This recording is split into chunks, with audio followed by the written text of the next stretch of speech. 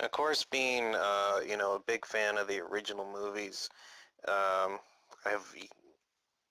I've always tried to think about, well, where do they what are these movies trying to say?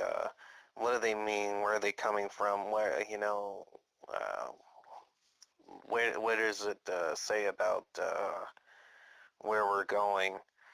Uh, One of the weirdest things that always got me is just the phrase, the little tag at the beginning where it's you know in a galaxy long ago, far, far away, and it's just what does that even mean? And I mean it looks like this futuristic science fiction story, but it's saying it's taken place long ago and far away. So it's like, are these um you know it's made me wonder. It's like, well, are these even human beings that we're looking at? Is this literally supposed to take place, thousands, maybe even millions of years in the past? And are these aliens that just look like human beings that are literally living in another galaxy, and they just seem to have all the trappings of human beings, even though they're even called human beings in the movies?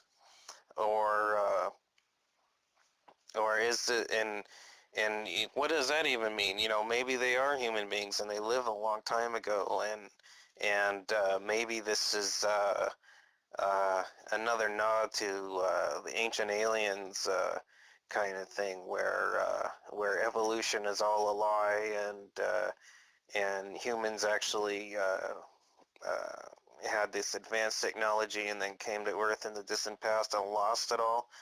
Um, I don't know. I never watched that much Battlestar Galactica, but I think that was one of the ideas behind that. But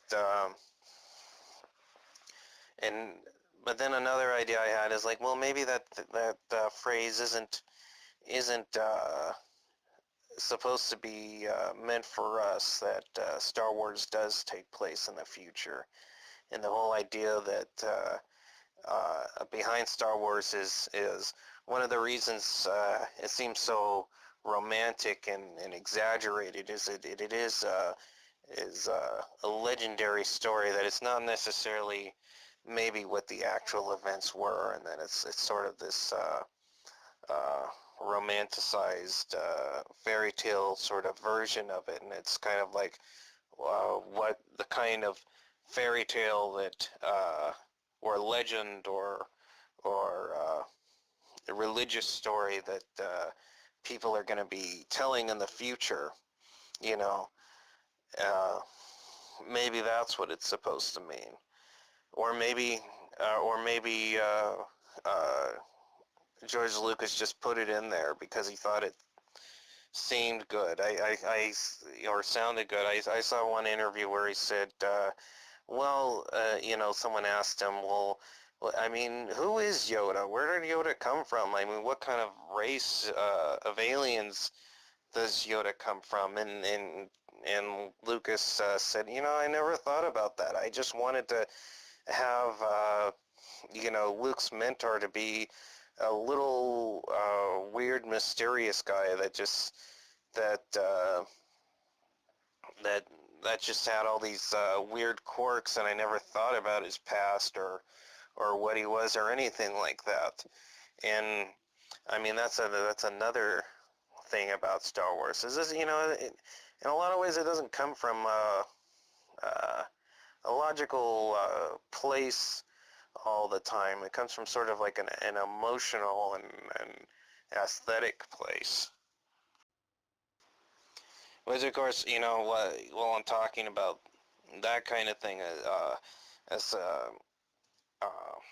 to talk about the movie E.T., because it's Lucas's friend Spielberg. Someone tell me that the movie E.T. doesn't make any sense. He just comes down here, almost dies, and then he goes back, but he doesn't really do anything. He never tells them anything. He never really changes their lives in any real way. And I told him E.T. is not a logical story. It's an emotional story. It's told from a completely emotional point of view, and if you think about it logically, it's not it's not going to make any sense. It's you know it's all feeling, all feeling. They even say it in the movie where the guy is asking Elliot's older brother. Uh, does Elliot think E.T.'s thoughts? And he's like, no, he feels E.T.'s feelings. It's about emotions.